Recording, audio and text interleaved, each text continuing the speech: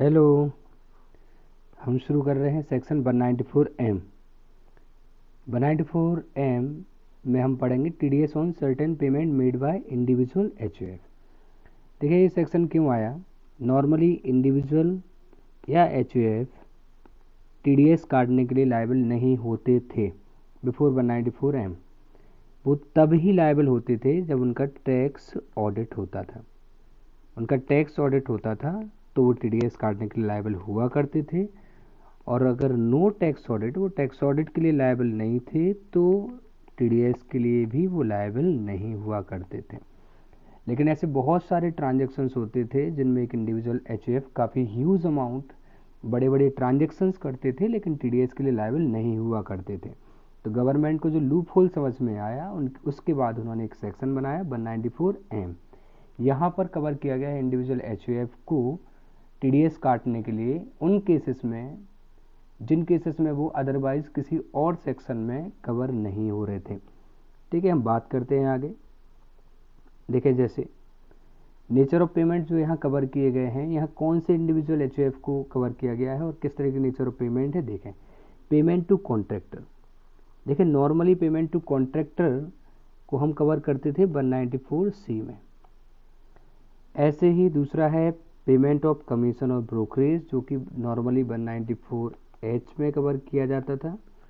और तीसरा fees for professional services, जो कि 194J में कवर होता है। तो ये तीनों तो अदरवाइज किसी और सेक्शन में कवर होते हैं। तो हम ध्यान से समझें कि एक इंडिविजुअल HUF कॉन्ट्रैक्ट के अंतर्गत पेमेंट पर या ब्रोकरेज कमीशन पर या प्रोफेशनल फीस के पेमेंट पर तभी TDS काटता था नॉर्मली जब वो लायबल फॉर ऑडिट होता हो। तो जो 194M बोल रहा है वो क्या बोल रहा है, वो बोल रहा है कि एक इंडिविजुअल और HUF other than those who are required to deduct tax under section 194C, 194H and 194J। तो ऐसा इंडिविजुअल HUF जो इस तरीके के पेमेंट कर रहे हैं, कॉन्ट्रैक्ट के अंतर्गत पेमेंट कर रहे हैं, ब्रोकरेज कमीशन का पेमेंट कर रहे हैं, प्रोफेशनल सर्विसेज के लिए पेमेंट कर रहे हैं, लेकिन वो सेक्शन 194C में, 194H में और 194J में कवर नहीं हो रहे हैं, तो हम उन्हें 194M में कवर करेंगे। शर्त यह है कि वो इंडिविजुअल HUF जो पेमेंट कर रहे हैं वो 50 लाख से ज़्यादा होना चाहिए in a financial year to a resident. Means अगर एक इंडिविजुअल HUF जो कि कॉन्ट्रैक्ट के अंतर्गत पेमेंट कर रहे हैं, ब्रोकरेज कमीशन का पेमेंट कर रहे हैं, प्रोफेशनल सर्विसेज का पेमेंट कर रहे हैं, तो पहले चेक करेंगे क्या वो 194C, 194H या 194J में कवर होते हैं। अगर हाँ, तो वहीं पे TDS काटेंगे वो। अगर वो वहाँ TDS काटने के लिए लायबल नहीं होते हैं, तो चेक करें कि क्या उन्होंने जो अमाउंट पे किया है वो एक व्यक्ति को एक साल में 50 लाख से ज़्यादा किया है। अगर हाँ, तो फिर वो 194M में TDS काटने के लिए लायबल होंगे। मैं डिटेल में एनालिसिस करता हूँ। अगर TDS काटना हुआ तो 5% की रेट से काटा जाएगा at the time of credit और payment whichever is earlier. देखिए हम और एनालाइज करते हैं कि कब सर हमें 194C में या 194H में या 194J में TDS काटना होता है या कब नहीं काटना होता है। तो मैंने एक एनालिसिस बनाया है यहाँ पे कि कब एक individual HUF will not be liable for TDS under section 194C और 194H और 194J। देखें 194C कवर करता है पेमेंट अंडर कॉन्ट्रैक्ट। एक इंडिविजुअल HUF को कब कॉन्ट्रैक्ट के अंतर्गत किए गए पेमेंट पर 194C में TDS नहीं काटना है।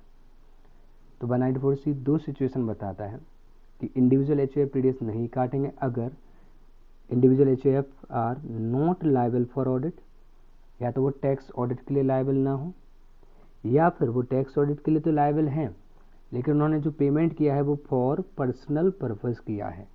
जैसे कि आपने अपने घर रेसिडेंशियल हाउस बनाने के लिए किसी को कॉन्ट्रैक्ट दिया या उसकी रिपेयर का किसी को कॉन्ट्रैक्ट दिया, तो आपका बिजनेस है, आप लायबल फॉर ऑडिट हैं, लेकिन जो आप घर का कंस्ट्रक्शन करा रहे हैं वो पर्सनल पर्पस का काम है और इसलिए आप 194C में कवर नहीं होते।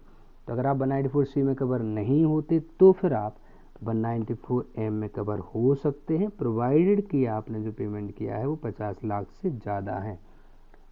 ऐसे ही 194H कब नहीं लगता इंडिविजुअल एचयूएफ पे। इसमें एक ही सिचुएशन है कि इंडिविजुअल एचयूएफ को 194H में कमीशन पर टीडीएस तब नहीं काटना होगा जब इंडिविजुअल एचयूएफ का टैक्स ऑडिट ना होता हो, नॉट लायबल फॉर ऑडिट। यहाँ एक बात ध्यान रखने की है कि अगर इंडिविजुअल एचयूएफ जो कमीशन पे कर रहे हैं वो पर्सनल पर्पस के लिए पे कर रहे हैं तब भी 194H में कवर हो जाते हैं। अब हम बात कर रहे हैं 194J में कब इंडिविजुअल एचयूएफ लायबल नहीं होंगे फीस फॉर प्रोफेशनल सर्विस। देखिए प्रोफेशनल सर्विसेज की फीस जैसे कि डॉक्टर की फीस चुकाना, सीए की फीस चुकाना इनकम टैक्स रिटर्न फाइल कराने पर, एडवोकेट की फीस चुकाना किसी केस में एडवोकेट की हेल्प लेने पर, ये सारी प्रोफेशनल फीसेस हैं। तो एक इंडिविजुअल एचयूएफ अपने दुकान के लिए बिजनेस के लिए भी ये सर्विसेज ले सकता है, सीए की, जीएसटी के रिटर्न के लिए, एडवोकेट की बिजनेस डिस्प्यूट के लिए, वो पर्सनल पर्पज से भी ये सर्विसेज ले सकता है। तो एक इंडिविजुअल एचयूएफ कब 194J में टीडीएस काटने के लिए लायबल नहीं होगा? दो सिचुएशन है जैसे कि 194C में थी। पहला, या तो वो not liable for tax audit, या तो वो इंडिविजुअल एचयूएफ का टैक्स ऑडिट नहीं होता है तो वो टीडीएस नहीं काटेंगे, या फिर टैक्स ऑडिट तो होता है लेकिन जो सर्विसेज ली गई हैं डॉक्टर की, चार्टर्ड अकाउंटेंट की, एडवोकेट की, वो पर्सनल पर्पज से ली गई हैं तो भी 194J कवर नहीं होगा। और मैं फिर से आपको बता रहा हूँ, अगर 194J कवर नहीं होगा तो 194M में लायबिलिटी आ सकती है टीडीएस काटने की, प्रोवाइडेड कि जो पेमेंट किया गया है वो 50 लाख से ज़्यादा किया गया हो to a person in a financial year. मैंने इसको समझाने के लिए और कुछ एग्जाम्पल्स बनाए हुए हैं, आप वो और देख लें तो आपको अच्छे से क्लियर हो जाएगा ये। देखें पहला एग्जाम्पल, असेसी कौन है, नेचर ऑफ पेमेंट क्या है, कितना अमाउंट पे किया गया है, लायबिलिटी फॉर टीडीएस है या नहीं। पहला मिस्टर ए जो कि लायबल फॉर टैक्स ऑडिट है, मैंने लिखा हुआ है कि वो लायबल हैं, ओके। उन्होंने कंस्ट्रक्शन ऑफ ऑफिस बिल्डिंग कराया है, तो देखें ऑडिट भी होता है, बिजनेस पर्पज से काम कराया है, लेकिन कंस्ट्रक्शन के लिए पेमेंट कर रहे हैं तो 194C कवर होगा, और जो पेमेंट किया गया है वो 8 लाख होगा। तो क्या वो लायबल फॉर टीडीएस है? Yes, liable for TDS under section 194C as he is liable for tax audit and services are not for personal purpose.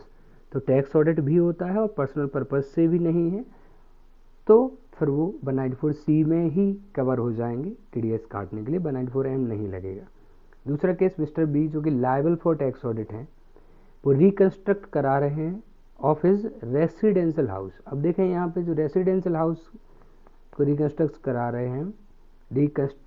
रहे हैं वो एक पर्सनल पर्पस का काम हो रहा है, तो भले ही वो लायबल फॉर ऑडिट है लेकिन चूंकि सर्विसेज पर्सनल पर्पस के लिए ली गई हैं तो 194C तो अट्रैक्ट नहीं होगा। इन्होंने यहाँ 12 लाख का पेमेंट किया, मैं आंसर रीड कर रहा हूँ, no not liable for TDS under section 194C as services are for personal purpose, also not liable for TDS under section 194M as amount does not exceed 50 lakh। 194C इसलिए नहीं लगेगा क्योंकि personal purpose के लिए service ली गई है, 194M इसलिए नहीं लगेगा क्योंकि 50 लाख से ज़्यादा का अमाउंट नहीं है। तीसरा एग्जाम्पल देखें मिस्टर सी, पहला केस है लायबल फॉर टैक्स ऑडिट, दूसरा केस है not liable for tax audit. दो सिचुएशन में हमें एनालिसिस करना है। उन्होंने रिपेयर कराई है of his house hold equipment, घर की मशीन का रिपेयर कराया है, सपोज करें आप जैसे कि एसी का, टीवी का, कूलर का, इनका रिपेयर कराया है, और जो पूरे साल का पेमेंट किया गया है वो 52 lakh during the previous year पे किया है उन्होंने किसी एक पर्टिकुलर व्यक्ति को।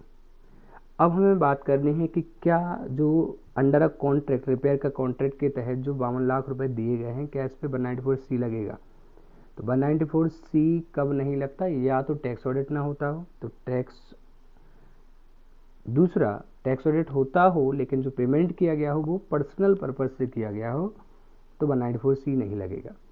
अब मैंने यहाँ दो सिचुएशन ली हैं, टैक्स ऑडिट होता है या नहीं होता, दोनों सिचुएशन ली हैं, लेकिन आप ध्यान से देखें तो चूंकि पर्सनल पर्पस की सर्विसेज ली गई हैं तो कोई फ़र्क ही नहीं पड़ने वाला कि टैक्स ऑडिट होता है या नहीं, 194C अट्रैक्ट नहीं होगा क्योंकि पर्सनल पर्पस की सर्विसेज हैं। तो अगर 194C अट्रैक्ट नहीं होगा तो 194M अट्रैक्ट होगा। अब हम चेक कर लेते हैं आंसर को एक बार।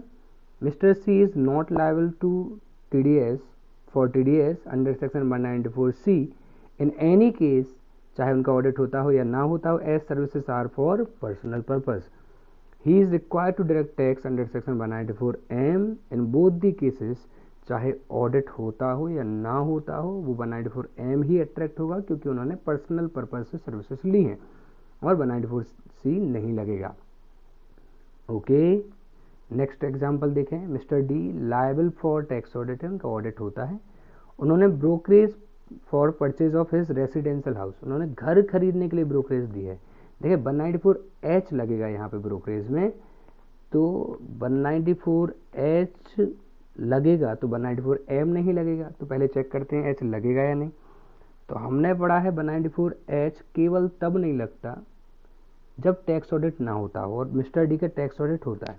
इस बात से कोई फर्क नहीं पड़ता कि पेमेंट पर्सनल पर्पज से किया गया है या बिजनेस पर्पज से, तो इनका टैक्स ऑडिट होता है, तो इस बात से कोई फर्क नहीं पड़ने वाला कि पर्सनल एक्सपेंस से 194H लग जाएगा, चाहे पेमेंट 8 लाख का हो या 51 लाख का। इस केस में भी 194H लग जाएगा। 51 लाख का पेमेंट करने पर भी 194H लगेगा। 194H नहीं लगता तो फिर हम सोचते हैं कि 194M लगेगा या नहीं लगेगा, जो कि 8 लाख के केस में नहीं लग पाता क्योंकि थ्रेशोल्ड 50 लाख है, और 51 लाख के केस में लग जाता।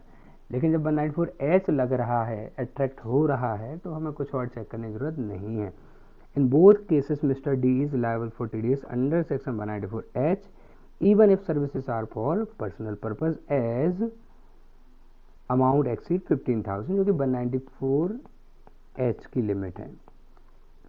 नोट है यहाँ पे TDS is directed on commission brokerage even when services are for personal purpose. एक अगला एग्जांपल देखें, मैंने 3 केसेस बनाए हैं। HAF जो कि लायबल फॉर टैक्स ऑडिट है, पहला पेमेंट कर रही है टू डॉक्टर, डॉक्टर वाला केस आ रहा है, आप समझेंगे तो 194J लगने वाला है इस केस में।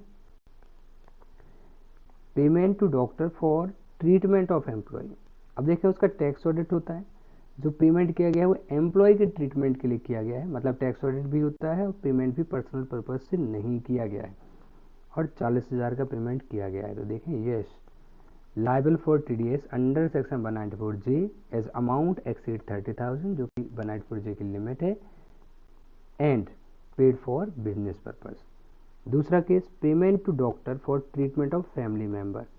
अब देखें HAF का टैक्स ऑडिट तो होता है, लेकिन पेमेंट जो किया गया है वो पर्सनल पर्पज से किया गया है, और अगर आप पर्सनल पर्पज से पेमेंट करते हैं तो 194J अट्रैक्ट नहीं होता है, 194M अट्रैक्ट हो सकता है। हमें अमाउंट की लिमिट देखनी है।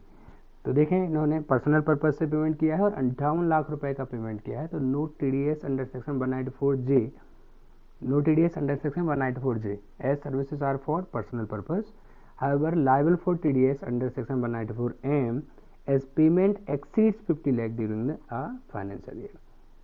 तीसरा केस देखें, payment to doctor for treatment of family member and amount paid 46 lakh. अगर हमने डॉक्टर को पेमेंट किया है फैमिली मेंबर के लिए, यानी ये पर्सनल एक्सपेंस है, पर्सनल पर्पज के लिए पेमेंट किया गया है, डॉक्टर को पेमेंट करा गया है, 194J पहले चेक करना चाहिए। 194J लग सकता था, आप टैक्स ऑडिट के लिए लायबल थे, लेकिन पेमेंट पर्सनल पर्पज की वजह से होने से 194J अट्रैक्ट नहीं होगा। तो फिर 194M चेक कर लेते हैं। 194M लग सकता है क्योंकि 194J में इंडिविजुअल लायबल नहीं है, HAF लायबल नहीं है, तो 194M अट्रैक्ट हो सकता है, लेकिन यहाँ थ्रेशोल्ड 50 लाख से ज़्यादा नहीं जा रही है। So not liable under section 194J as personal services, not liable under section 194M as amount does not exceed 50 lakhs. ये आखिरी एग्जाम्पल है। मिस्टर ई सैलरीड एम्प्लॉय, देखिए सैलरीड एम्प्लॉय है जिसका बिजनेस नहीं है, उसका टैक्स ऑडिट हो ही नहीं सकता, क्योंकि टैक्स ऑडिट तभी होता है जब आपके बिजनेस का PGBP का टर्नओवर 100 लाख या 50 लाख से ज़्यादा हो। तो सैलरीड एम्प्लॉयड का टैक्स ऑडिट नहीं हो सकता। टैक्स ऑडिट नहीं होता है पेमेंट फॉर प्रोफेशनल सर्विस इन्होंने किया है तो टैक्स ऑडिट नहीं होता है, तो 194J तो नहीं लगेगा, तो फिर 194M लग सकता है।